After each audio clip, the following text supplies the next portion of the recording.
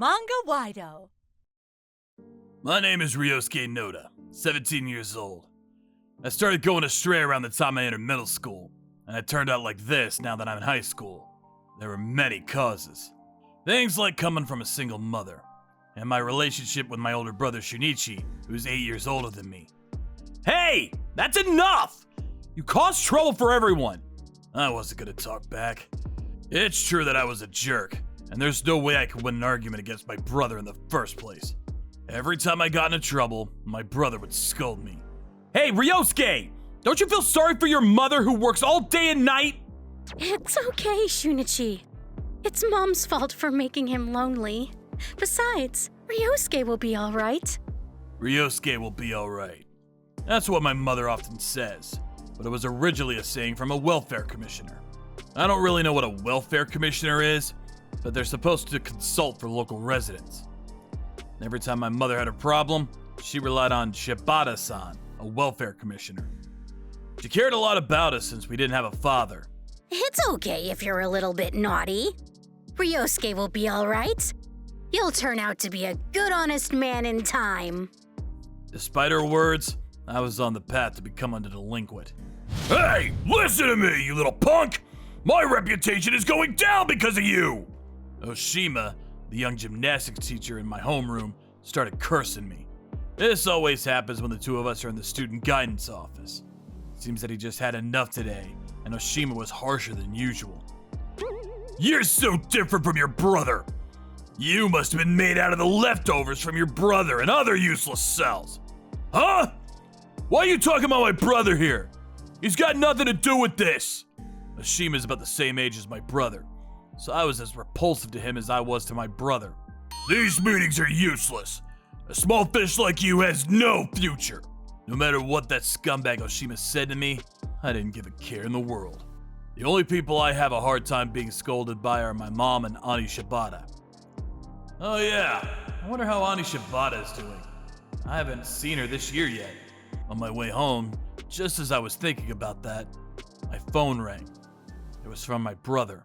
As I rushed to the hospital, my brother emerged from the hospital room and beckoned me over. Auntie! Seeing me rush in, Auntie Shibata's eyes opened wide. You're making a lot of noise. Be quiet in the hospital. You never grow up.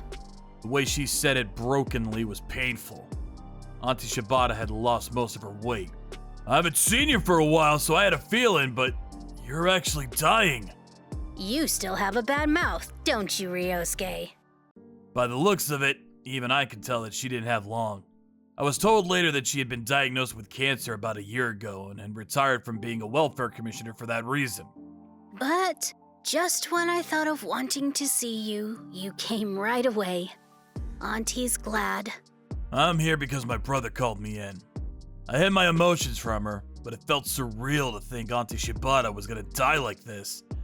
I didn't even want to think about it. Ryosuke, you really gave me a hard time in the past. I scolded you more than my own children. Huh, is that right? My bad. Well, so you did feel bad.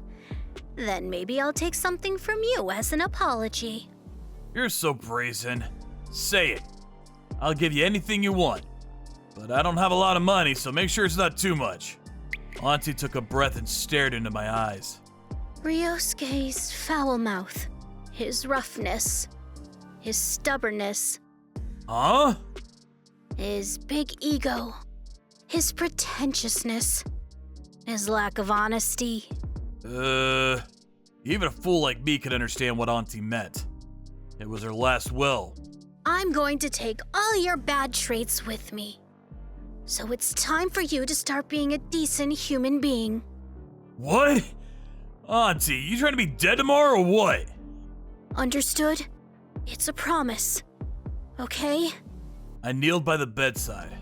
Auntie held my hand firmly. Oh, Ryosuke will be all right. You will become someone honorable who can help others. Me? I'm gonna be someone who helps others? Yes. I'm counting on you.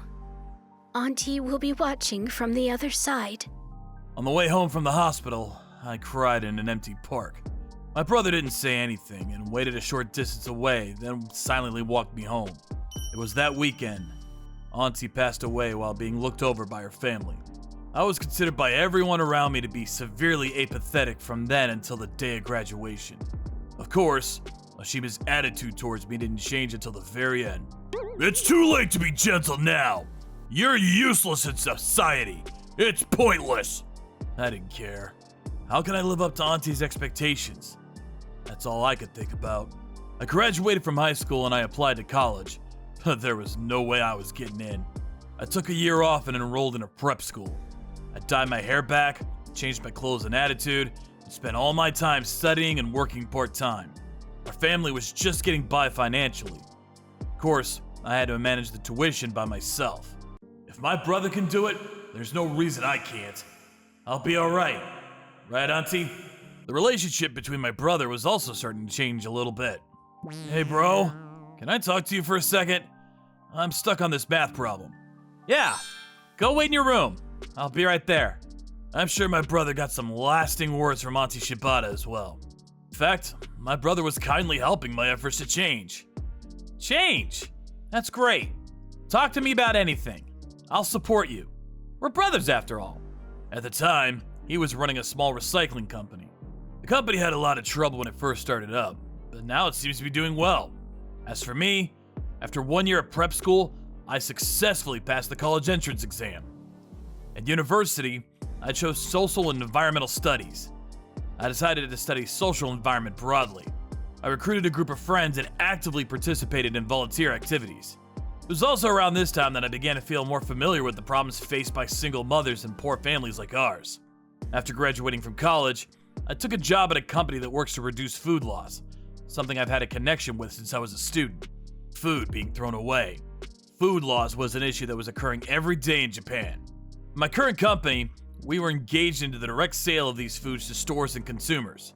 I wanted to help mothers, children, and poor families as much as I could by introducing them to cheap groceries and meals. The company was busy, but it was the most fulfilling days of my life so far. It was as if the days of causing trouble for my family and everyone around me never happened. You're a piece of garbage! Just having one little fish like you is enough to be a big nuisance.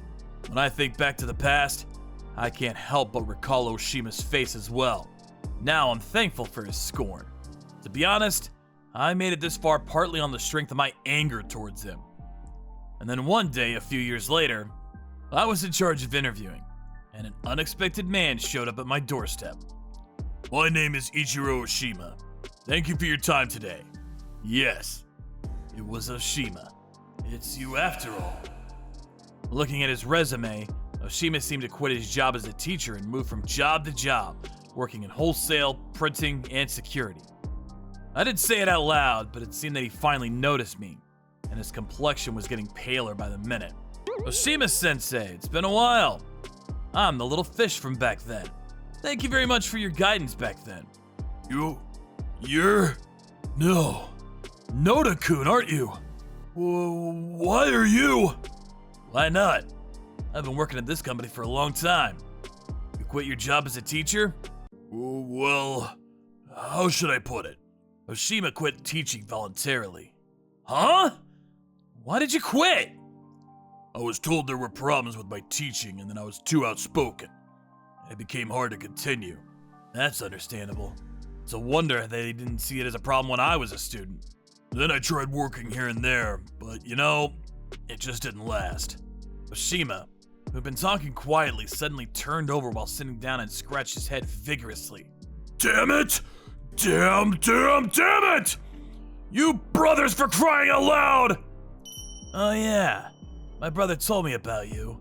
Teacher, I hear you were classmates with my brother. It was a surprising fact that came out after my brother and I got closer. Yes, my brother and Oshima were classmates at college.